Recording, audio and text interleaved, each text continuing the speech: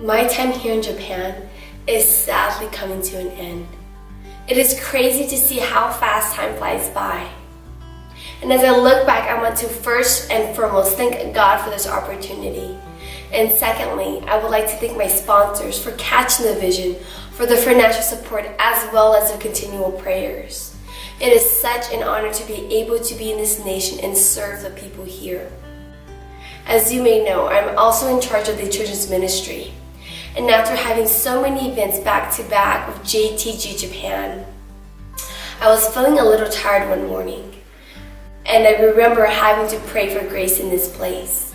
You see, because grace is not just sloppy mercy, as Pastor Chris Sarno says, but grace is also the supernatural strength that empowers you, that strengthens you to do what you can't do on your own. It is grace for the place that you're in. And I'm so glad that I had pushed past my limit, or what I thought my limit was. You see, because that Sunday service with the children, as we were worshiping God, they were bawling their eyes out. So many of them couldn't even stand up because the presence of God was so strong.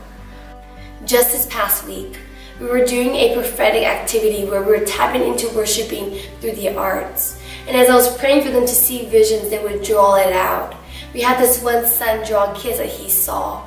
He said it looked like they haven't eaten for months. And he saw this man be able to feed them and share who God was. We had this other child who drew the gates of heaven, and he said that he saw so many people going in. You see, we can't disregard the children because of their age, but we are to teach them the ways of God, how to pray, what it's like to have a relationship. And to be able to see the fruits of that just blessed my heart. It blessed my heart to see them to be on fire, to be hungry for God, to be sensitive to the Holy Spirit. You know, as I go back home, they may forget my name, my face, the way I talk, but they won't forget the encounters of God that they had. And that is what really matters, is that they know who God is.